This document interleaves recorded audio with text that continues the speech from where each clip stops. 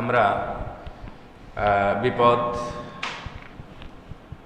দুরবস্থা বা হতাশা, এখান থেকে আমরা কিভাবে পরিত্রাণ পাব?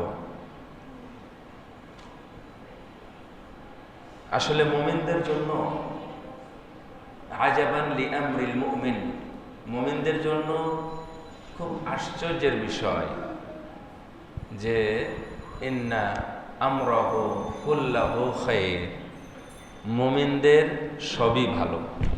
বলেন আলহামদুলিল্লাহ। ইন আসাবাতহু সাররা, যদি কোনো খুশির খবর আসে তাহলে সে শুকরিয়া আদায় করে, আলহামদুলিল্লাহ বলে। এটা কিন্তু মুমিনদের অবস্থা বলছে। আর যদি আসাবাতহু দররা, যদি কোনো খারাপ কিছুর সাথে সম্পৃক্ত হয় তখন সে কি করে? সবার, ধৈর্য ধরে। ধৈর্য ধরে না? তাহলে এইটা যে শুকরিয়া আদায় করেছিল, শুকরিয়া আদায়ের চাইতে সবর করা আরো অনেক বেশি ভালো। তাহলে মুমিনরা দুই দিক থেকে লাভবান না? এই জন্য রাসূলুল্লাহ সাল্লাল্লাহু আলাইহি ওয়াসাল্লাম, সহিহ মুসলিমের হাদিস এটা, সাহিব রাদিয়াল্লাহু তাআলা আনহু থেকে বর্ণিত, রাসূল সাল্লাল্লাহু আলাইহি ওয়াসাল্লাম বলছেন যে মুমিনদের জন্য একটা আশ্চর্যের বিষয় হলো, ওরা যদি ভালো কিছু পায় তাহলে তো শুকরিয়া আদায় করে। আর মুমিন যখন শুকরিয়া আদায় করে, আল্লাহ সেটা বাড়িয়ে দেন নাকি কমিয়ে দেন? এটা কোরআনের ভাষা। যদি সে প্রশংসা করে, আল্লাহ শুকরিয়া আদায় করে, আল্লাহ সেটা বাড়িয়ে দেন। এটা কল্যাণ আর কল্যাণ, অফুরন্ত কল্যাণ, বাড়িয়ে দেন যেহেতু। আর যদি বিপদ আপদ হয় তাহলে সে হুট করে কিছু বলে ফেলে না, গালি দেয় না বা ইত্যাদি ইত্যাদি, এমনটা কিছু করে না, তখন সে ধৈর্য ধারণ করে। সুবহানাল্লাহ, ইন্নামা ইয়াফাসসালুনা লাহুম বিগাইরি হিসাব। আল্লাহ বলে দিয়েছেন যারা ধৈর্য ধারণ করে, শুকরিয়া আদায় করলে তো আল্লাহ বাড়িয়ে দেন, তাই বলেছেন, তাই না? কিন্তু যদি ধৈর্য ধারণ করে, আল্লাহ রাব্বুল আলামিন তাকে পুরস্কৃত করেন আনলিমিটেড, যত প্রয়োজন আল্লাহ তাকে তত দিবেন। সুবহানাল্লাহ, তার নেকি এত কিছু বাড়িয়ে দেন। এই জন্য সবরের বিষয়টা খুবই সুন্দর। এই জন্য আমাদের হতাশা নিয়ে গল্প না করে আমরা ভালো গল্প করতে পারি। আজকে একটা জিনিস হলো, আল্লাহ কোরআনুল কারীমের মধ্যে বলে দিয়েছেন, ফাআম্মাল ইনসান ইযা মাবতালাহু রাব্বুহু ফাআকরামাহু ওয়া না'আমা ফায়াকুলু রাব্বি আকরামান ওয়া আম্মা ইযা মাবতালাহু ফাকাদারা আলাইহি রিজকা ফায়াকুলু রাব্বি আহানান। মানুষের চরিত্র, মানুষের ক্যারেক্টার, আচরণ কি জানে? আল্লাহ বলছেন, যখন মানুষকে কিছু দেওয়া হয়, সম্মানিত হয়, সম্মানিত করা হয়, তখন সে খুব শুকরিয়া আদায় করে আর বলে, না আল্লাহ আমাকে অনেক কিছু দিয়েছে, আমি খুব ভালো আছি। সমাজে খুব গর্ব করে বেড়ায় এবং বলে বেড়ায়। ঠিক এই মানুষটাই যখন আবার বিপদগ্রস্ত হয়, তখন বিপদগ্রস্ত হওয়ার পরে তখন বলে যে আমার রব আমাকে অপমানিত করেছেন। যে আমাদের শেখ রবিউল্লাহ মাঝখানে বলেছেন যে আল্লাহ কাউকে পেল না, আমাকেই পেল। হ্যাঁ, বৃষ্টি তো হয়, প্রায় দিনই বৃষ্টি হয়, তো 2-4 দিন বৃষ্টি হয় না, তো মেয়েরা বাড়ির কিছু ধান চাল বা ইত্যাদি রোদের মধ্যে নাড়তে দিয়েছে, বৃষ্টি ঠিক তখনই আসছে, তাই না? তখন দেখবেন যে মেয়েরা কিন্তু উল্টাপাল্টা বলে। বুঝতে পারলেন? এটা খুবই খারাপ। এটা মানুষের আচরণ আল্লাহ বলে দিয়েছেন, কিন্তু মুমিনদের আচরণ এমন হওয়া উচিত। আল্লাহ বলেছেন ফাআম্মাল ইনসান, মানুষের আচরণ এটা, কিন্তু মুমিনদের আচরণ এটা নয়। ইন্না আমরাহু কুল্লাহু খায়র, আমাদের সবকিছুই ভালো। ইনশাআল্লাহ ভালো কিছু পেলে আমরা শুকরিয়া আদায় করব। যদি খারাপ কিছু হয়, খারাপ বলবো নাকি? কি করব? সবর করব, ধৈর্য ধারণ করব ইনশাআল্লাহ। আল্লাহ বলেছেন ওয়ালা তাহিনু ওয়ালা তাহজানু ওয়া আনতুমুল আ'লাউনা ইন কুনতুম মুমিনিন। এই যে মুমিন না, আপনি মুমিন নাকি? বলেন তো আপনারা মুমিন? এই আপনারা কি একটু মন ভরে বলেন না কেন? আপনারা কি মুমিন না সন্দেহ আছে?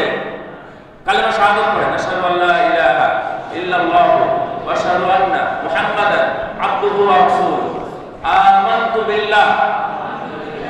আর কোন সন্দেহ নাই, আমরা এখন সবাই মুমিন, আলহামদুলিল্লাহ। কালেমা পড়েছেন এবং আমানতু বিল্লাহ পড়েছেন, যদি কিছু ছোটখাটো কিছু থেকেও থাকে ইনশাআল্লাহ এটা পড়ার মাধ্যমে আল্লাহ আপনাকে আবার নতুন ভাবে ঈমান ফেরত দিয়েছে, আলহামদুলিল্লাহ। আর সন্দেহ আছে, আল্লাহ বলছেন খবরদার, ওয়ালা তাহিনু ওয়ালা তাহজানু, তোমরা খবরদার দুর্বল হও না, তোমরা চিন্তিত হও না, তোমরা হতাশা ফিল করো না। ওয়া আনতুমুল আ'লাউন, তোমরাই উপরে উঠবে, তোমরাই বিজয়ী হবে, তোমরা তাদেরকে অন্যদেরকে পরাজিত করবে, শয়তান তোমাদের কাছ থেকে পরাজিত হবে যদি তোমাদের মধ্যে ঈমান থাকে, যদি তোমরা মুমিন হও। কি এবার আপনারা বলেন তো, মানসিকভাবে আপনাকে নিজেকে মুমিন মনে হচ্ছে? শয়তান কি আপনার কাছ থেকে জয়ী হবে নাকি শয়তান পরাজয় বরণ করবে? তাহলে আপনি মুমিন ইনশাআল্লাহ, ইনশাআল্লাহ। তাহলে আমাদের মধ্যে তাহলে হতাশা নিয়ে আলোচনা করার তেমন কিছু নাই। আমাদের কারি ইউসুফ তেলাওয়াত করেছে কি না, ইন্নাল্লাযীনা ক্বালু রাব্বুনাল্লাহু সুম্মা ইসতাকামু তাতানাজ্জালু আলাইহিমুল মালাঈকাতু আল্লা তাখাফু ওয়া লা তাহজানু। সুবহানাল্লাহ। এত সুন্দর কথা যারা বলে যে আমাদের রব আল্লাহ, আপনাদের রব কে? একটু মন ভরে বলেন, আমাদের রব কে? এইটা ঈমানের সাথে বলতে হবে, মনে রাখবেন। ঈমানের সাথে বলে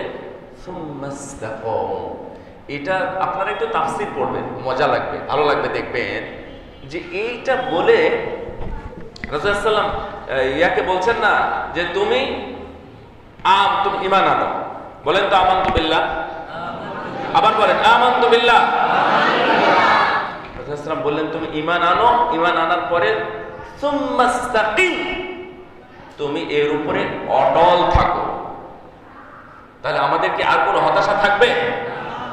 তাহলে এই আয়াতটাতে আবার আসে, আল্লাহ বললেন যারা মৌখিকভাবে স্বীকৃতি দিয়ে বলে যে আমাদের রব আল্লাহ, অতঃপর এর উপরেই যারা অটল থাকে, আল্লাহ রাব্বুল আলামিন সাক্ষাৎ ফেরেশতা আকাশ থেকে নাযিল করেন। সুবহানাল্লাহ। যখন আপনি মারা যাবেন, মারা গেলে তখন এসে ফেরেশতারা বলবে, এই মৃত্যুর কাহিনী তো আপনাদের জানা আছে না? জানা আছে না? মৃত্যুর কাহিনীর সময় কালো কালো ফেরেশতা আসে, অস্বাভাবিক ভয়ঙ্কর কিছু রূপ নিয়ে মানুষের কাছে আসে নাকি আসে না? আসে।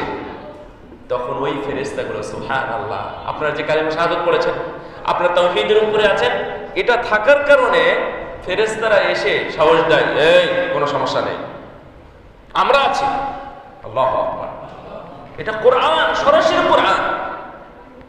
আল্লা তাখাফু আলাইহিম সুম্মা ইসতাকামু তাতানাজ্জালু আলাইহিমুল মালাঈকা আল্লা তাখাফু ওয়া লা তাহজানু, খবরদার তোমরা ভয় পেও না এবং তোমরা চিন্তাও করো না।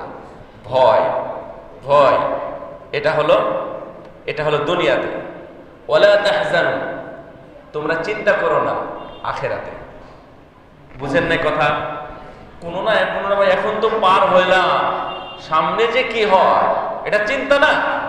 ভয়টা এখন, ভয়টা সাক্ষাৎ, আর চিন্তাটা দূরে, দুশ্চিন্তা। 2 বছর 10 বছর পরে কি হবে এটা নিয়ে আমরা অনেক সময় চিন্তা করি, তাই না? কিন্তু তখনকার ভয় কি আমাদের এখন হয়? ভয় না, ভয় এখন সাক্ষাৎ।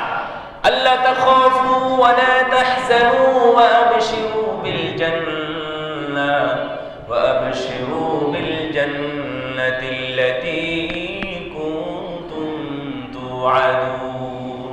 আল্লাহু আকবার। দেখেন আল্লাহ রাব্বুল আলামিন এই যারা হতাশা নাই, যাদের মধ্যে কোনো ভয় নেই, যারা বিপদ আপদ বড় করে দেখে না, আল্লাহ রাব্বুল আলামিন তাদের জন্য ফেরেশতা পাঠিয়ে এই সুসংবাদগুলো দেন, এই তোমরা ভয় করো না, তোমরা কোনো চিন্তা করো না যে আখিরাতে কি হবে, বরং এর বিপরীতটা, তোমরা জান্নাতের সুসংবাদ গ্রহণ করো। সুবহানাল্লাহ। জান্নাতের সুসংবাদ কি আখিরাতে দেয় নাকি দুনিয়াতে দিয়ে দিল? দুনিয়াতেই পেয়ে গেল। শুধু তাই নয়, শেষ হয় না, নাহনু আউলিয়াউকুম ফিল হায়াতিদ দুনিয়া ওয়া ফিল আখিরাহ ওয়া লাকুম ফিহা মা তাশতাহি আনফুসুকুম ওয়া লাকুম ফিহা মা তাদউন। যাই হোক, এগুলো আপনাদের খুবই জানা এবং পরিচিত বিষয়, এবং তার আরো ঘোষণা করতে থাকে যে এটা শুধু এখনকার জন্যই নয়, দুনিয়াতে তো থাকলামই, আমরা তোমার নিরাপত্তার জন্য আমরা থেকে গেলাম, ওয়ালাকুম ফিল আখিরাহ, এবং আখিরাতেও আমরা তোমাদের পাশেই দাঁড়াবো। সুবহানাল্লাহ। কোরআনের যারা, আপনারা তো কোরআনের নিয়ে কিন্তু এটা বৈঠক, তাই না?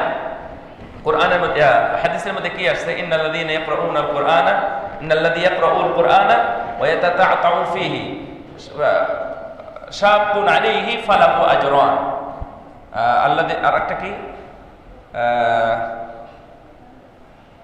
আয়েশা রাদিয়াল্লাহু তাআলা হাদিস, রাসূল সাল্লাল্লাহু আলাইহি সাল্লাম বলছেন যে আল্লাযী ইয়াকরাউল কুরআনা, না, আল মাহিরু বিল কুরআন, এবং মনে হয়েছে আল মাহিরু বিল কুরআনি মা'আস সাফারাতিল কিরামিন বারারা।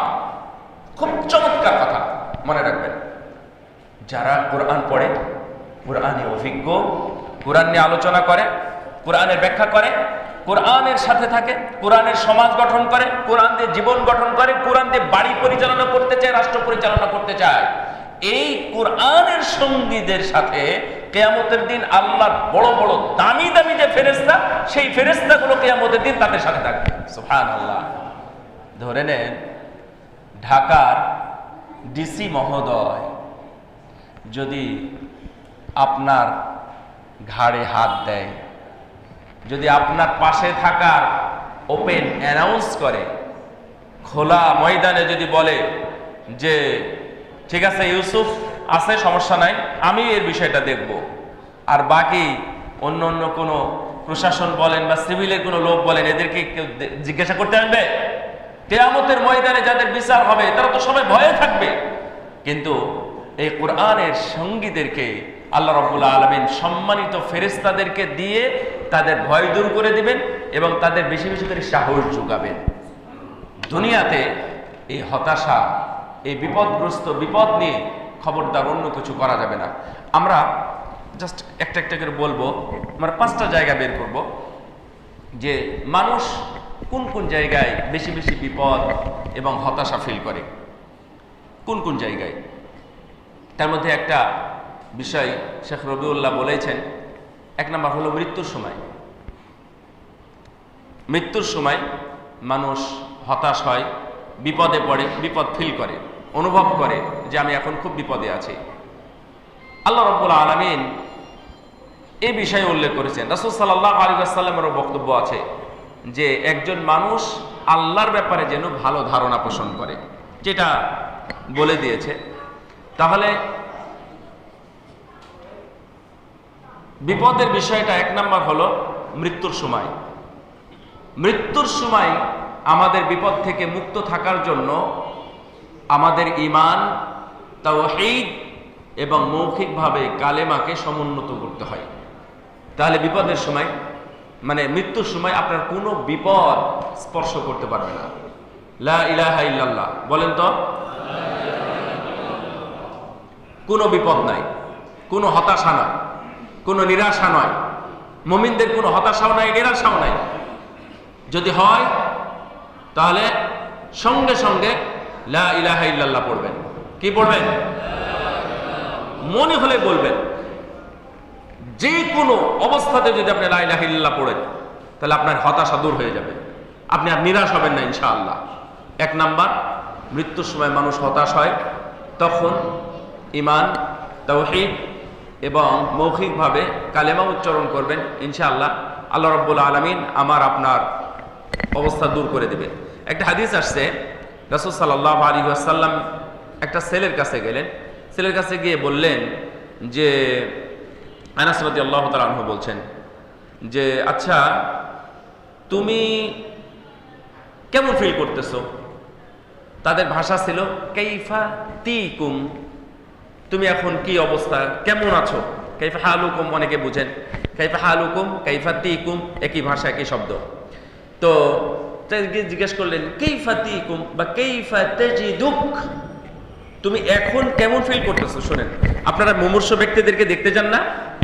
যান, দেখতে যান, অনেক ফজিলত। কিন্তু যদি একবার দেখতে যান, আপনি যখন বের হবেন এখান থেকে, আপনি ওই মুগদা হাসপাতালে গেলেন, নাহলে উত্তরা গেলেন, বাড়ি থেকে বের হবেন, ওখান থেকে ঘুরে আবার বাড়িতে আসবেন, সময় যদি 12-13 ঘন্টা যায়, রাসূল সাল্লাল্লাহু আলাইহি ওয়াসাল্লাম বলছেন যে ওই লোকটা যেন লাম ইয়াসাল ফি খুরফাতিল জান্নাহ, ও যেন জান্নাতের ভিতরে ছিল, জান্নাতের ফলের মধ্যে ছিল, খাবারের মধ্যে ছিল, ও তুলতেছে আর কুড়াচ্ছে আর খাচ্ছে। সুবহানাল্লাহ।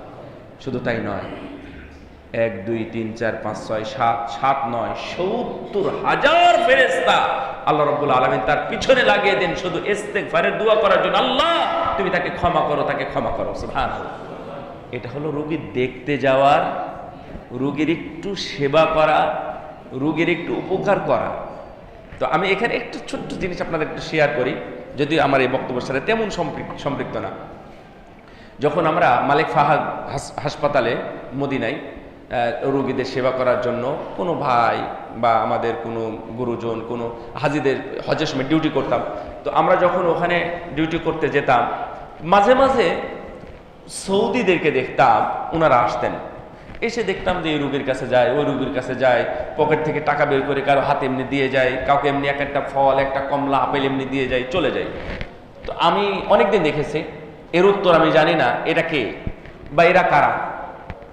পরে জানলাম এই হাদিসের উপর আমল তাদের বাড়িতে হচ্ছে না, বাড়িতে সুস্থ, তার এলাকায় নাই, এলাকার মানুষ সুস্থ।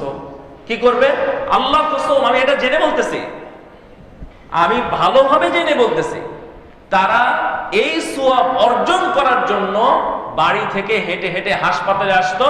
যে কোনো রোগী, ওরা ছেলে হলে ছেলে, মেয়ে হলে মেয়েদের কাছে যেত, ছেলেদের কাছে গিয়ে শুধু রোগীর মাথায় হাত বুলিয়ে দিত, তাকে কিছু জিজ্ঞাসা করতো, যদি প্রবাসে হয় মানে অনারব হয় তাহলে অন্যদের কাছ থেকে জেনে নিত কি সমস্যা আছে, এগুলো জেনে শুনে তারা আবার চলে যেত। 4টা থেকে খুলে দেওয়া হতো, এগুলো দেখে তারা চলে যায়। সুবহানাল্লাহ। এইটা তাদের মধ্যে আমল আছে। এই আমলটা ওই যে আবু বকরকে জিজ্ঞেস করেছিলেন রাসূল সাল্লাল্লাহু আলাইহি ওয়াসাল্লাম, এই আজকে তোমরা কে কে এমন কাজ করেছো, কে করেছো, কে করেছো? 5টা কাজের মধ্যে একটা ছিল কি? ইয়াদাতুল মারিদ। কে কে আজকে রোগী সেবা করেছো? 5 জনেই মিলে গেছিল, শুধু এক, মানে 5টা গুণই একজনের ক্ষেত্রে শুধু মিলেছিল, সেটা কে? আবু বকর রাদিয়াল্লাহু তাআলা আনহু। তাহলে আপনি চাইলে কিন্তু এখানে রোগী পাচ্ছেন না, রোগী যেহেতু পাচ্ছি না, আমার আজকে এটা করতেই হবে। কোথায় যাব? হাসপাতালে চলে যাব। রাসূল সাল্লাল্লাহু আলাইহি ওয়াসাল্লাম গেলেন, গিয়ে বলছেন, এখন কেমন ফিল করতেছো? কাইফা তাজিদু, তুমি এখন কেমন ফিল করতেছো, কি কেমন অনুভব করতেছো? তখন ওই ছেলেটা বলেছিল, ক্বাল আল্লাহি ইয়া রাসূলুল্লাহ ইন্নী আরজুল্লাহ ওয়া ইন্নী আখাফু যুনুবি। দেখেন খুব চমৎকার কথা। তখন উনি বললেন যে ইয়া রাসূলুল্লাহ,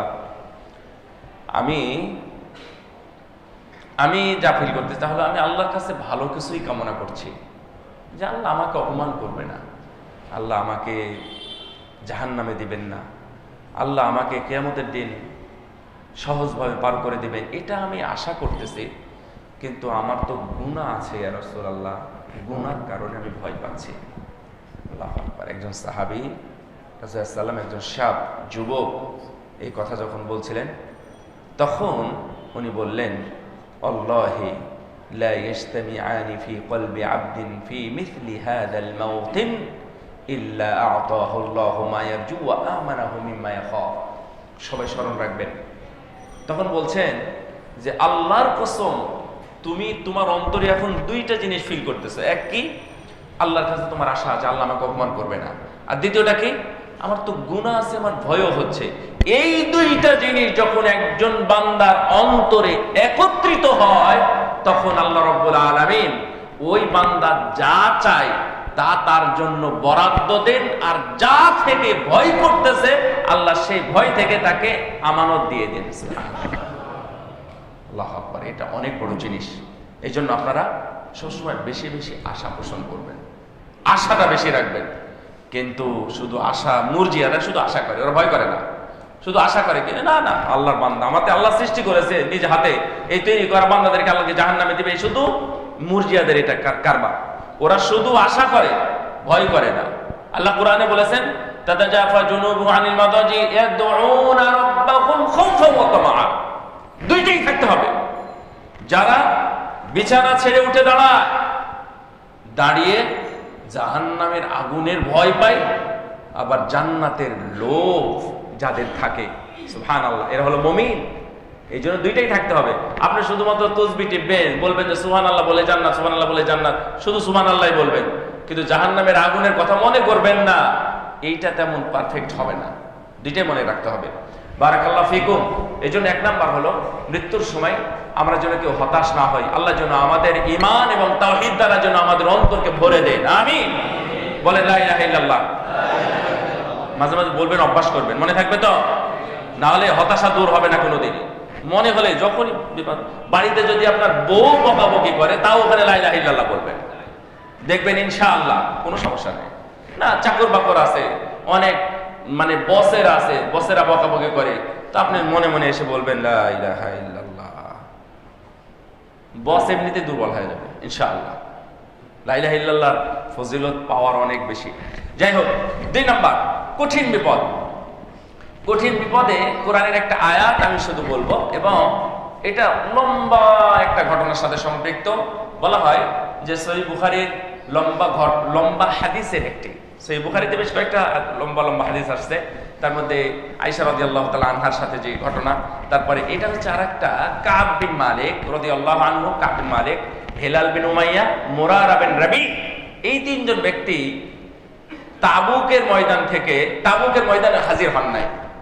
অনেকে হাজির হয় নাই, কিন্তু 3 জনের বিষয় আল্লাহর কাছে চলে গেল। তখন বললেন যে যাও, তোমাদের 3 জনের ফায়সালা আমার কাছে নাই, এটা আল্লাহর কাছে চলে গেছে। আল্লাহ যদি তোমাদের ক্ষমা করেন তাহলে করবেন, না হলে আমার কিছুই করার নাই। আল্লাহু আকবার। কাদের নাম বললাম বলেন তো, 2 একজন। কি? কাব বিন মালিক, বিশাল বড় সাহাবী, অনেক ধনী, অনেক জ্ঞানী, মানে তার অনেক গুণ আছে। আর একটা কি? হিলাল বিন উমাইয়া, মুরারা বিন রাবি, এই রবি না, কিন্তু আর এক রবি, রাসূলুল্লাহ সাল্লাল্লাহু আলাইহি ওয়াসাল্লামের যুগে। এই 3 জন ব্যক্তি মহাবিপদে পড়ে গেলেন। কয়েকদিন পরে বললেন যে এই সাহাবীরা, তোমরা এই 3 জনের সাথে কথা বলবা না। কি বিপদ, আমরা চলতে পারবো? আর 2-4 দিন গেল, যাওয়ার পরে দুধ পাঠিয়ে বাড়িতে পাঠিয়ে দিলেন। 3 জনকে বললেন যে ওদের স্ত্রীদেরকে বলে দাও, ওরা যেন কোনো সেবা শুশ্রূষা না করে, কোনো খেদমত না করে। আরো বিপদ বেড়ে গেল। মসজিদের সামনের কাতারে এসে সালাত আদায় করেন, রাসূলুল্লাহ সাল্লাল্লাহু আলাইহি ওয়াসাল্লামের চেহারা সৌন্দর্য দিকে তাকিয়ে থাকেন কাব বিন মালিক রাদিয়াল্লাহু তাআলা আনহু, তাকিয়ে থাকেন। রাসূলুল্লাহ সাল্লাল্লাহু আলাইহি ওয়াসাল্লাম যখনই তাদেরকে দেখেন, এইভাবে মুখ ফিরিয়ে নেন, লা ইলাহা ইল্লাল্লাহ। তখন দেখলেন যে আমার কারণে আমার নবী কষ্ট পাচ্ছে, না আমি এখানে আর থাকবো না। দূরে থাকলেন, মসজিদে নববীর সাথে খুঁটিতে বেঁধে রাখলেন। ছোট্ট একটা ভুল, একটা যুদ্ধে হাজিরা দেন নাই, একটা যুদ্ধে হাজিরা দেন নাই। আর আজকের কথা, এই গত 16-17 ঘন্টার আপনি হিসাব করেন যে আপনি কত বড় বড় পাপের সাথে সম্পৃক্ত হয়েছেন আজকে। আর সাহাবী 3 জন, কি একটা পাপ, এটাকেও কাবিরা গুনাহ বলা হয়েছে, কিন্তু সে তো আর পালাই না, যেতে পারে না। এটাই আল্লাহর কাছে এত বড় অপরাধ হয়েছে, এখনো ক্ষমা হচ্ছে না। 50 দিন পর্যন্ত এইভাবে চলে যাচ্ছে। এক সময় আল্লাহ বলছেন, ওয়ালা সালাসাতিল্লাযীনা খুল্লিফু হাত্তা ইযা দাকাত আলাইহিমুল আরদু বিমা রাহাবাত ওয়া দাকাত আলাইহিম আনফুসুহুম ওয়া যন্নু আল্লা মালজা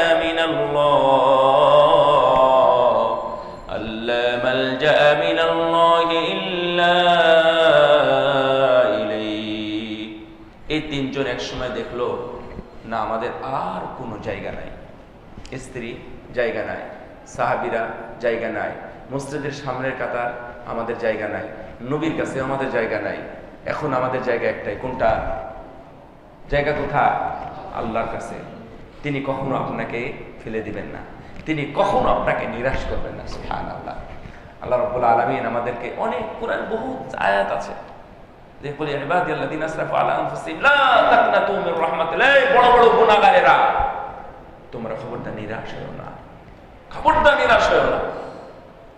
আল্লাহ ক্ষমাশীল, আল্লাহ রহম করেন, আল্লাহ সব পাপ ক্ষমা করেন, আল্লাহ সমস্ত পাপ ক্ষমা করেন। আল্লাহ যত পাপ আছে, যত কোয়ালিটি আছে, সব কোয়ালিটির সব পাপগুলো আল্লাহ ক্ষমা করে দেন। সুবহানাল্লাহ। এটা তো আমরা জানি। এই বান্দারা তিনজন দেখলো যে আল্লাহ ছাড়া কোনো উপায় নাই, তখন আল্লাহর দরবারে তারা ক্ষমা চাইতে শুরু করলো। বলল, আল্লাহ বলছেন আল্লাহ মালজা মিনাল্লাহি ইল্লাই, যখন তারা অনুভব করলো আল্লাহ ছাড়া কোনো উপায় না, এইভাবে যখন আল্লাহর কাছে চাইলো, সুম্মা তাবা আলাইহিম লিয়াতুবু, আল্লাহ রাব্বুল আলামিন তখন তাদের তিনজনের তওবাই কবুল করে নিলেন। সুবহানাল্লাহ। মহা বিপদে খবরদার ধৈর্যের চ্যুতি ঘটাবেন না। মহা বিপদে কোনো কুকাম বা কোনো অকারেন্স ঘটিয়ে ফেলবেন না। মহা বিপদে মাথা ঠান্ডা রেখে বিচক্ষণতার সাথে সিদ্ধান্ত নিতে হবে, না হলে আপনি মহা বিপদে পড়ে ওখান থেকে আর উদ্ধার হতে পারবেন না। কত উদাহরণ আছে দুনিয়াতে যে মহা বিপদে পড়ার পরে আল্লাহ তাদেরকে উদ্ধার করেছেন, করেন নাই? একজন লোক যদি মনে করতেন, কত মানুষ? 1000 মানুষ, ওদের হাতি আছে, ওদের ঘোড়া আছে, ওদের উট আছে, ওদের অস্ত্র আছে, এই 300 জন মানুষ দিয়ে 1000 মানুষকে তোমরা প্রতিহত করবে, এটা কি হয়? একজন সাহাবী কেউ বলেছেন? কেউ বলে নাই। একজন বদরের সাহাবীও বলেন না।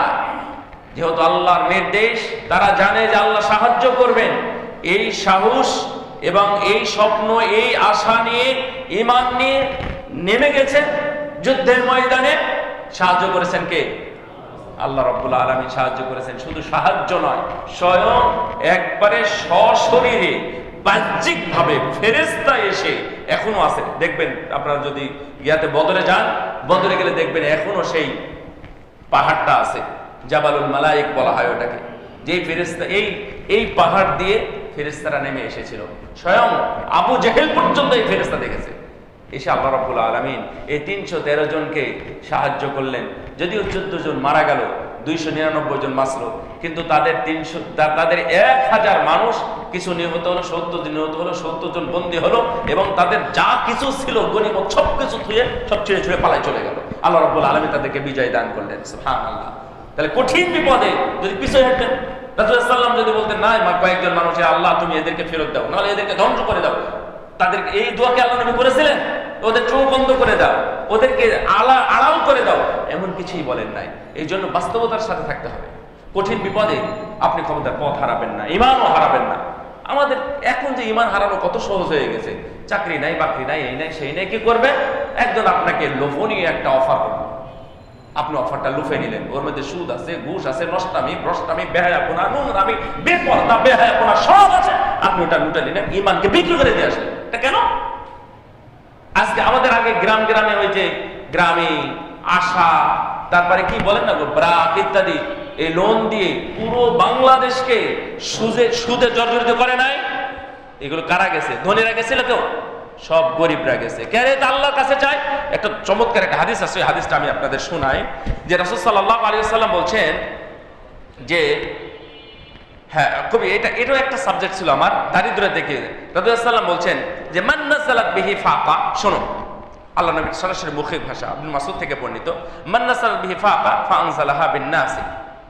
মানুষ যখনই বিপদে পড়ে তখন সর্বপ্রথম কি করে? আগে মানুষের কাছে যায়। এই কোথায় যাই আমরা? মানুষের কাছে যাই। আল্লাহ নবী বলছেন যে ফাকামিনুন, এটা খুব কমই যে আনতাসুদ্দা হাজাতাহু ওয়া ফাকা, এই মানুষের কাছে যে গেল, এটা ধরে নাও খুব কমই হবে যে তার প্রয়োজনটা পূরণ করবে। যখন আমরা বিপদে পড়ি, টাকা নাই, মানুষের কাছে যাই, প্রথম জনই কি দেয়, দ্বিতীয় জন, তৃতীয়, চতুর্থ, শেষে আপনি হতাশ হয়ে যান। কে রে, 10 জনের কাছে আমি টাকা চাইলাম যে আমার টাকা নাই, বাড়িতে যাব, রাজশাহী যাওয়ার ভাড়া নাই, কেন আমার কথাই বিশ্বাস করতেছে না। রাসূল সাল্লাল্লাহু আলাইহি ওয়াসাল্লাম বলছেন, দেখেন চমৎকার কথা। রাসূল সাল্লাল্লাহু তখন বললেন, ওয়া মান নাযালাত বিহি ফাকা ফাআনসালাহা বিল্লাহ, যদি সে কোনো দারিদ্রতায় পড়ে যায়, কোনো বিপদে পড়ে যায়, যদি এইগুলো মানুষের কাছে না গিয়ে যদি 2 রাকাত ওযু করে 2 রাকাত সালাত পড়ে যদি আল্লাহর কাছে যেত, রাসূল সাল্লাল্লাহু আলাইহি ওয়াসাল্লাম বলছেন ফায়ুশিকুল্লাহু লাহু বিরিজকিহি আজিলান আও আজিলান আও আজিল, অচিরেই খুব দ্রুতই আল্লাহ রাব্বুল আলামিন তার রিজিকের ব্যবস্থা করতেন, হয়তোবা 2-1 দিন দেরি হতো, কিন্তু আল্লাহ তাদের রুজিকের ব্যবস্থা অবশ্যই করতেন। সুবহানাল্লাহ। আমার কথা বুঝেন নাই? আমাদের যখন বিপদ আসে তখন কোথায় যায়? মানুষের কাছে। কিন্তু রাসূলুল্লাহ সাল্লাল্লাহু আলাইহি ওয়াসাল্লাম বলছেন যে মুমিনরা আগে মানুষের কাছে যায় না, কোথায় যায়? আল্লাহর কাছে যেতে হবে। আল্লাহকে তো বলবেন, আপনি অ্যাক্সিডেন্ট করছে বা কেউ অ্যাক্সিডেন্ট করছে, তখন হাই হুতাশ করে কার কাছে টাকা নেবেন, কার কাছে গাড়ি নেবেন, কোন হাসপাতালে যাবেন, কোথায় যাবে, ওই ইন্নালিল্লাহ পড়ে না। আল্লাহর কাছে ভালোটাও চাই না, কিচ্ছু চাই না। তাহলে আল্লাহ ভালো কিভাবে দিবে? আল্লাহর কাছে চান, বলতে হবে বারাকাল্লাহু ফিকুম। তারপরে আরেকটা হলো যে দান করার সময় মানুষ এমনটা ধারণা করে, দান করার সময় মানুষ বলে যে 10 টাকা আছে, যদি 5 টাকা দিই তাহলে 5 টাকা তো চলে যাবে। এই সময় মানুষ একটু হতাশা ফিল করে, মানুষ একটু নিরাশ হয়ে যায় যে আমার কাছে আছেই 10 টাকা বা 100 টাকা, আমি যদি 50 টাকা দিয়ে দিই তাহলে কেমনে কি হবে? ইন্নাল্লাহা ইউসিতুর রিজকা লিমান ইয়াশা। এবং আল্লাহ কুরআনে যত জায়গায় বলেছেন দান করার কথা, ওখানে একটা শব্দ লাগাই দিয়েছেন, মনে রাখবেন যে মিম্মা রাযাকনাহুম বা মিম্মা রাযাকনাকুম, আমি তোমাদের যা দিয়েছি। তার মানে দাতাটা বা এই জিনিসটা কার? তাহলে আপনি বাহাদুরি করেন কেন? হ্যাঁ, আপনি বাড়ির চাকর, আমি আপনাকে 1 লাখ টাকা দিয়ে গেলাম, এই টাকাটা রাখো। 10 মিনিট পরে এসে বললাম আপনাকে 10,000 টাকা দাও তো। এখন আপনি যদি আমাকে মানে ইয়া করেন, জেরা কাটেন, 10,000 টাকা কি করবেন, কোথায় দিবেন? আবার এই 1 লাখ টাকা পূরণ করতে 10,000 টাকা লাগবে, আবার কখন আপনি ফেরত দিবেন? এই প্রশ্নটা কি লজিক? বুঝেন নাই কথা? তাহলে মালিক যে আপনাকে 10,000 টাকা 1 লাখ টাকা দিয়েছে, এসে বলবে 10,000 টাকা দাও, তাহলে আপনি কি প্রশ্ন করার কোনো অধিকার আছে আপনার? ডাইরেক্ট দিয়ে দেবেন। তাহলে মালিকানাকে আবু বকর রাদিয়াল্লাহু তাআলা আনহু উনি তো কোনো ভাবেন নাই, আব্দুর রহমান বিন আউফ উনি ভাবেন নাই, আবু দাহদা উনিও তো ভাবেন নাই, কেউ ভেবেছিলেন? সব কিছু দিয়ে দিয়েছেন। খাদিজা রাদিয়াল্লাহু আনহা ওই দেশের ওই সময়ে বড় ধনাঢ্য ব্যক্তি ছিলেন, কিন্তু তারা কিছুই ভাবেন নাই, আল্লাহ রাস্তায় সবগুলো দিয়ে দিয়েছে। আমাদের এই সময় একটু আমরা হতাশ হয়ে যাই, টাকা নাই, পয়সা নাই, আমরা কি করব? অথচ রাসূলুল্লাহ সাল্লাল্লাহু আলাইহি ওয়াসাল্লাম বলছেন, আরে খেজুরের একটু হলেও দাও, মানে একটা খেজুরকে 7 ভাগ করলে যতটুকু হয় এতটুকু হলেও আল্লাহর রাস্তায় দাও, দিয়ে তুমি জাহান্নাম থেকে বাঁচো, দিয়ে তুমি জাহান্নাম থেকে বাঁচো। দান করতে হবে, কত টাকা দান করতে হবে এইটা কিন্তু রাসূলুল্লাহ সাল্লাল্লাহু আলাইহি ওয়াসাল্লাম আমাদেরকে বলে দেন নাই। এই জন্যই আপনি অত না ভেবে দান করার সময় আসছে দান করে ফেলবেন, দান করে দিবেন, তারপরে বাকিটা দেখবেন আল্লাহ। যেহেতু রুজিক মালিক, আপনি বলতেছেন আল্লাহ রাজ্জাক, আল্লাহ হলেন রাজ্জাক, আল্লাহ হলেন ওয়াহাব, উনি সবকিছু। ইবনে কাইয়িম আল জাওযী রাহিমাহুল্লাহর একটা বক্তব্য আছে এই বিষয়ে, আমি এটা না করি। রাসূল সাল্লাল্লাহু আলাইহি ওয়াসাল্লামের ভাষা, লাউ আন্নাকুম তাতাওয়াক্কালুনা আলাল্লাহি হাক্কা তাওয়াক্কুলিহি লারাযাকাকুম কামা ইয়ারযুকুত তায়রা তাগদু খিমাসান তারুহু বিতানা। আপনারা যতই দরিদ্রতায় পড়েন না কেন, ভরসা করবেন কার উপর? কার উপর? এটা শুধু মৌখিকভাবে বললে হবে না, মাঝে মাঝে আল্লাহর উপর ভরসা করে পরীক্ষা করতে হবে। ভরসা করবেন, ভরসা করে দেখবেন যে এটা হয় কিনা। আপনাদের জীবনে অনেকের আছে, একটু স্মরণ করে দেখতে পাবেন আল্লাহর উপর ভরসা করার কারণে আল্লাহ আমাকে এটা সহজ করে দিয়েছে। অনেকে শেখ দেখবেন যে যখন বাচ্চা হয়, এই পেটে বাচ্চা থাকে, তখন সিজারের টাকা গুছায়। কিসের টাকা? সিজারের টাকা গুছায়। সিজার করতে হবে, প্রায় 20, 30, 40 হাজার টাকা লাগবে, সিজারের টাকা গুছায়। আর এই গ্রামগঞ্জে যারা পড়ে আছে, ওরা চিন্তা করে যে 5, 7, 10 হাজার টাকা দিয়ে একটা ছাগল কিনতে হবে, বকরি কিনতে হবে, কেন? আকিকা করবে তাই।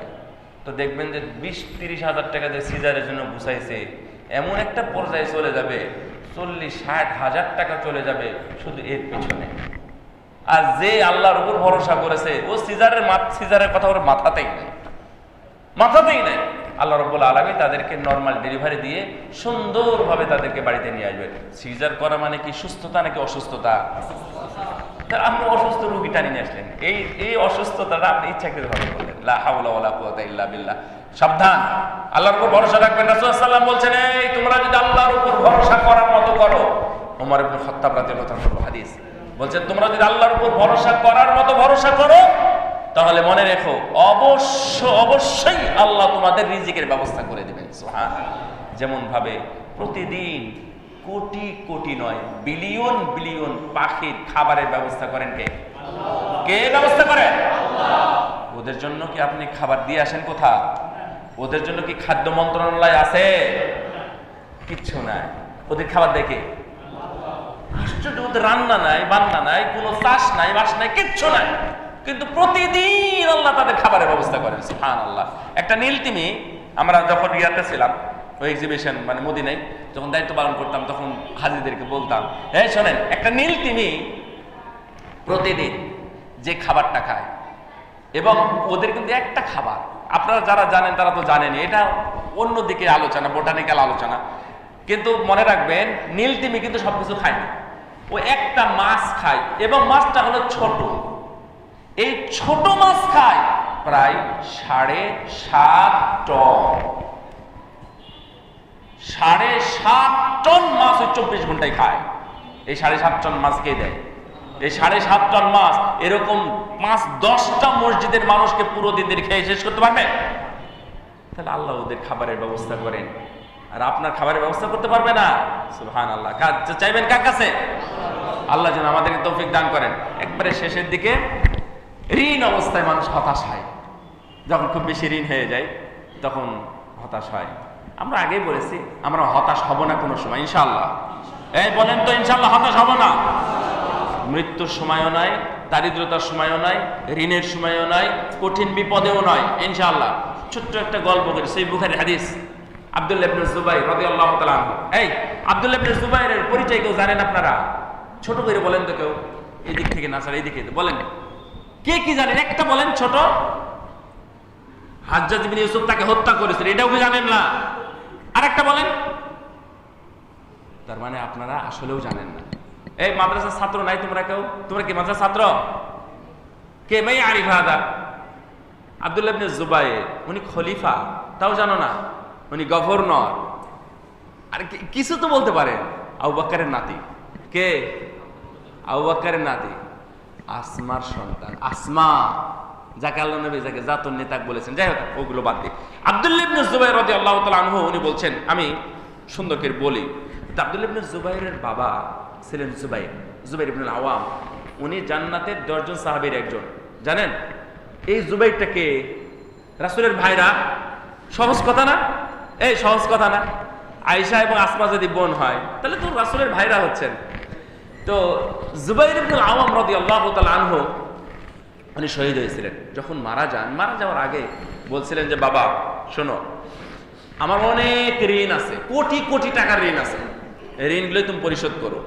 মজার ব্যাপার হলো, উনি যখন বলেন তখন বলার ধরনটা শোনেন। তখন উনি বললেন যে, ইয়া বুনাই ইন আজাজতা আনহু ফি শাইইন ফাস্তাইন আলাইহি মাওলায়া। সেই বুখারী ইবারত এটা বলছে, তুমি ঋণ পরিশোধ করে দিও। যদি ঋণ পরিশোধ করতে গিয়ে অক্ষম হও, না পারো, সমস্যা হচ্ছে, তাহলে তুমি আমার বন্ধুর কাছে সাহায্য নিও। বন্ধুর কাছে সাহায্য নিও। ক্বালা ফাওয়াল্লাহি মা দারাইতু মা আরাদা হাত্তা কুলতু ইয়া আবাতি মান মাওলা। তো আব্বার বন্ধুকে যে 1 কোটি টাকা দিয়ে সহযোগিতা করবে, তো আমি বুঝলাম না, এই জন্য জিজ্ঞাসাই করলাম। বলছে হাত্তা সাল, তো আমি জিজ্ঞাসাই করে ফেললাম আব্বাকে, আব্বা কে সেটা আপনার বন্ধু, যে আমি আপনার বন্ধুর কাছ থেকে সাহায্য নিব? সাহায্য মানে কি? ঋণ পরিশোধের ক্ষেত্রে সাহায্য বলতে কি বলেন তো? যে এমনি দোয়া কালাম, নাকি সরাসরি টাকা অর্থ মানে মালি, তাই না? অর্থ সম্পদ দিয়ে যে সাহায্য করবে সেই তো বন্ধু হবে। তো আমি জিজ্ঞাসা করলাম যে, আব্বা আপনার বন্ধু কোন বন্ধু কথা বলতেছেন? তখন জুবাইর ইবনে আওয়াম রাদিয়াল্লাহু তাআলা আনহু বলতেছেন যে, আল্লাহ। আল্লাহু আকবার। বন্ধুটাকে আল্লাহ। কি ভরসা, কি সাহস! কোটি টাকার ঋণ রেখে যে সন্তানকে বলতেছে যে, যখন তুমি পারবা না তখন আল্লাহর কাছে সাহায্য চাইও। সাহায্য কার কাছে? আল্লাহর কাছে। আমরা হুটহাট করে চলে যাই কোন পীরের দরবারে, কোন মাজারে, কোন কবরে, কোন ইত্যাদিতে গিয়ে ইমানটাকেও নষ্ট হয়, আর আপনার সহযোগিতা হয় না। বড় বড় তাবিজ ঝুলাই দিয়ে বসে থাকে। আমি গতকাল একটা নতুন তথ্য শুনেছি, আপনাদের জাস্ট শেয়ার করি। আমি কোনোদিন শুনি নাই। এক ছেলে বলতেছে যে, ওস্তাদজি আমি আমার পাশে এক ছেলে ঘুমাই, একই সাথে ঘুমাই। তো আমি হঠাৎ একদিন দেখলাম যে গলায় অনেক বড় তাবিজ। তা আমি ভয় পেয়ে গেছি, এটা কি তাবিজ না অন্য কিছু। তো আমি বললাম যে স্যার তোমার তাবিজ এমন কেন? তো যাই হোক, ও কথাই বুঝেছে যে আসলে তাবিজ, মাদ্রাসার ছাত্র, কিন্তু মাদ্রাসার ছাত্র বড় তাবিজ পরে আছে। তো আমার কথায় ও বুঝেছে যে আসলে তাবিজ পরা যায় না। ও মাসা, আপনি কি ভিডিও করতে আসেন এখানে? মাশাআল্লাহ, বহুদিন পরে দেখলাম আপনাকে। তো পরে বলছে যে আমরা তাবিজ খুলেছি, তাবিজ খুলে আমরা একে একে খুলেছি, তাবিজটা ভেঙ্গে চুরে খুলেছি। খোলার পরে দেখে আশ্চর্য হয়ে গেছি, দেখলাম যে এটা তাবিজ কোনো কিছু লেখা না, পুরো কোরআন মাজিদ, ছোট ছোট কোরআন মাজিদ পাওয়া যায় না, পুরো কোরআন মাজিদ পাশ থেকে কেটে পুরো কোরআন মাজিদ ওখান মধ্যে ঢুকাই দিয়েছে। লা হাওলা ওয়ালা কুওয়াতা ইল্লা বিল্লাহ। এই আমরা এর সাহায্য নিই, এই কোরআন আমরা ওই তাবিজের সাহায্য নিই না। তখন বললেন জুবাইর ইবনে আমর রাদিয়াল্লাহু তাআলা আনহু বললেন যে আমার সাহায্যকারী বা আমার বন্ধু হলেন আল্লাহ। যখন কোনো বিপদে পড়বে, ঋণ পরিশোধ করতে তুমি আল্লাহর কাছে সাহায্য চাইবে। সুবহানাল্লাহ। তো এখন মজার কথাটা এখানে শুনে রাখুন। ফাওয়াল্লাহি মা ওয়াকাতু ফি কুরবাতিন মিন দাইনিহি ইল্লা কুলতু ইয়া মাওলা জুবাইর ইকদি আনহু দাইনা। আমিও কি করতাম, যেহেতু বাপ শিখাই দিয়ে গেলেন, আমি যখন ঋণ পরিশোধ করতে গিয়ে যখন একটু বিপদে পড়তাম যে ঋণ পরিশোধ হচ্ছে না, পারতেছি না, তখন আমি বলতাম হে জুবাইরের বন্ধু, কে বলেছি তো, কে? আল্লাহ। হে জুবাইরের বন্ধু আল্লাহ, তুমি জুবাইরের ঋণগুলো পরিশোধ করার ব্যবস্থা করে দাও। উনি কসম খেয়ে বলেছেন, এটাকে নিবারত আছে, ওয়াল্লাহি আল্লাহর কসম করে বলছি, যখনই আমি এটা বলতাম আমি দেখতাম কিছুদিন যেতে না যেতে তার ঋণ পরিশোধ হয়ে গেছে। সুবহানাল্লাহ। তাহলে যে কোনো জায়গায় হতাশা না করে, হতাশ না হয়ে, বিপদগ্রস্ত নিজেকে মনে না করে, আপনার পা কেটে গেছে, আপনার চোখ অন্ধ হয়ে গেছে, কি হয়েছে তাতে? দুনিয়াতে কত সাহাবী অন্ধ ছিলেন। আমরা ক্লাস করলাম এক উস্তাদের কাছে, শেখ আব্দুল মুহসিন আব্বাদ, পৃথিবীতে বড় বড় দুই একজন বিদ্বানের মধ্যে এখন উনি হবেন। শেখ আব্দুল মুহসিন আব্বাদ, আমি ওনার কাছে 4-5 বছর বুখারি পড়লাম মসজিদে নববীতে। আরো উনি প্রায় 35 বছর বুখারি পড়িয়েছেন। না দেখে যার সামনে মদিনা বিশ্ববিদ্যালয়ের এই টিচার, এই মানের ছাত্র তার সামনে বসে থাকতেন প্রায় 200 জন। আর আমরা তো আছি 5000-এর নিচে কোনো ছাত্র দেখি নাই আমরা। উনি পড়াতেন সহিহ বুখারী, না দেখে পড়াতেন, চোখ অন্ধ। দুনিয়াতে অনেক কিছু আছে ভাইরা আমার, আমরা যদি আল্লাহর উপর ভরসা করি। আতা ইবনে রবাহ, ছোট্ট কথা বলে শেষ করি। আতা ইবনে রবাহ, উনি যখন ওনার ঠোঁট মোটা, ঠোঁট মোটা বুঝেন? আফ্রিকার মানুষের দেখেন নাই, নাক বোঝা, ঠোঁট মোটা, চুল কুকড়ানো ইত্যাদি, মানে একটু ভিন্ন রকমের, আমাদের কাছে অতটা ভালো লাগে না, আমরা ওদের সাথে পড়াশোনা করেছি। তোর মা একদিন ডেকে বললেন, এই বেটা শোন, তুই এমন কোনো কেউ না, তুই এমন কোন বংশের লোক না যে তোকে মানুষ মূল্যায়ন করবে। তোর চেহারা এত সুন্দর না যে মানুষ তোকে মূল্যায়ন করবে। তুই এত টাকার মালিক না যে টাকার কারণে তোকে মূল্যায়ন করবে। সুতরাং তুই যদি দুনিয়াতে মূল্য পেতে চাস, তাহলে একটা কাজ কর, তাহলে বেশি বেশি করে ইলম অর্জন কর। এই আতা ইবনে আবি রবাহ রাহিমাহুল্লাহ রাহমাতান ওয়াসিয়া, ইবনে আব্বাসের সব ইলম উনি নিয়েছেন। ইবনে আব্বাসের সব ইলম উনি নিয়েছেন। সেই আতা ইবনে রবাহ, আল্লাহ তাকে এত বেশি ইলম দিয়েছেন, এত বেশি ইলম দিয়েছিলেন, শেষ জীবনে দেখা গেছে উনি তো মানুষের কাছে সাক্ষাৎ করতে যাবেন, সেটা কি উনি বসে থাকতেন আর গভর্নর খলিফা পর্যন্ত তার সাথে সাক্ষাতের জন্য লাইন ধরে দাঁড়িয়ে থাকতেন।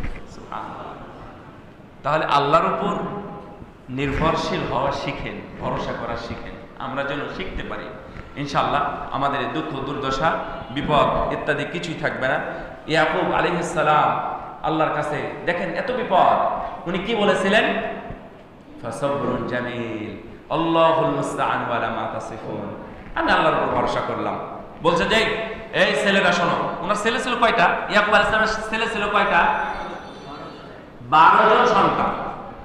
তো 12 জন সন্তানের 11 জনকে বলতেছে, ইয়া বুনাইয়া যাহাবু ফাতাহাসসাসু মিন ইউসুফা ওয়া আখিহি ওয়া লা তায়াসু মির রূহিল্লাহ ইন্নাহু লা ইয়াসু মির রূহিল্লাহ ইল্লাল কওমুল কাফি ইল্লাল কওমুল ফাসিকুন, না কাফেরুন, কওম ফাসিকুন না, আমার কাছে মনে হচ্ছে কাফের। যাই হোক, আল্লাহ রাব্বুল আলামিন এটা ঘটনা উল্লেখ করে বলছেন, এই ছেলেরা শোনো, তোমরা বেরিয়ে যাও, তোমার ভাই ইউসুফ এবং ওর ভাই ইয়ামিনকে খুঁজে আনো, বিনিয়ামিনকে খুঁজে নিয়ে আসো।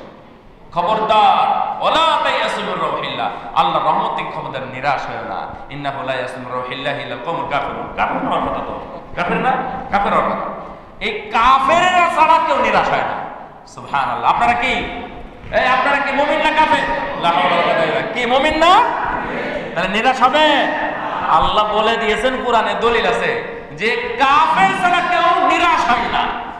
আমাদের মধ্যে যেন কোনো ধরনের নিরাশা না থাকে। আমাদের কিচ্ছু নাই, হাত আছে হাত নাই, মাথা আছে মাথা নাই, চোখ আছে, যে কোনো কিছু দিয়ে আল্লাহ রাব্বুল আলামিন আমাদেরকে পার করে দেবেন। খবরদার হতাশ হয়ে আপনি হেরে যাবেন না। আল্লাহ রাব্বুল আলামিন যেন আমাদেরকে হেফাজত করেন। আমি দুনিয়াতে অনেক ব্যক্তি মনে করছে আমি সফল, কিন্তু দেখবেন মৃত্যুর সময় বিপদগ্রস্ত হয়ে কি বলে কি করে ইত্যাদি করে নষ্ট করে দিয়েছে, ও আর সফলতা পায়নি। এই জন্য শেষ কাজটা সফল হওয়ার চেষ্টা করবেন। আল্লাহুম্মা ইন্নী আসআলুকা হুসনাল খাতিমা। বলেন তো, আল্লাহুম্মা ইন্নী আসআলুকা হুসনাল খাতিমা। আল্লাহ যেন আমাদের শেষটা ভালোর উপরে রাখেন, আমিন। আল্লাহ যেন আমাদের ঈমানের উপরে মৃত্যু দান করেন, আমিন। আল্লাহ যেন আমাদের তাওহীদের উপরে মৃত্যু দান করেন, আমিন। ওয়া আখিরু দাওয়ানা আলহামদুলিল্লাহি রাব্বিল আলামিন। খুব সংক্ষেপে বলুন, লা ইলাহা ইল্লাল্লাহ। এই যে আমরা কিছু প্রমাণ পাইলাম যে এক ভাইয়ের বাবার ক্যান্সার হয়ে গেছে। এটা অসুখ হতেই পারে, হবে। রাসূল সাল্লাল্লাহু আলাইহি ওয়াসাল্লামের তো অসুখ ছিল না, উনি অসুস্থ ছিলেন এবং অসুখ নিয়ে কিন্তু উনি দুনিয়া থেকে চলে গেছেন। আমার এই ওয়াজ দেখে আপনারা মনে করবেন না যে মানুষের অসুখই হবে না, অসুখ হবে, কিন্তু আল্লাহ পরীক্ষা করার জন্য দিবেন। ক্যান্সার হয়েছে ভাইয়ের, দোয়া চেয়েছেন, আমরা দোয়া করি আল্লাহ রাব্বুল আলামিন যেন তার জন্য কল্যাণজনক সিদ্ধান্ত তাদের দেন, তাকে যেন সুস্থতা দেন, অথবা আল্লাহ যেন তার জন্য যেটা মঙ্গল করেন সেটা যেন হয়। বারাকাল্লাহু ফিকুম ওয়া জাযাকুমুল্লাহু খাইর। যারা আয়োজন করেছেন আমি তাদের সবাইকে আন্তরিক ধন্যবাদ জানাচ্ছি এবং এই তালিমুল কোরআনে আপনারা যেন বেশি বেশি কোরআন পড়তে পারেন, শিখতে পারেন, আমি এই দোয়াও কামনা করছি। প্রতিদিন অন্তত একটা আয়াত, একটা পৃষ্ঠা, একটা পারা যেন আমরা প্রতিদিন পড়তে পারি। আল্লাহ যেন আমাদের এই সুন্দর অভ্যাস করার তৌফিক দান করেন, আমিন। ওয়া সাল্লাল্লাহু আলা নবিয়িনা মুহাম্মদ।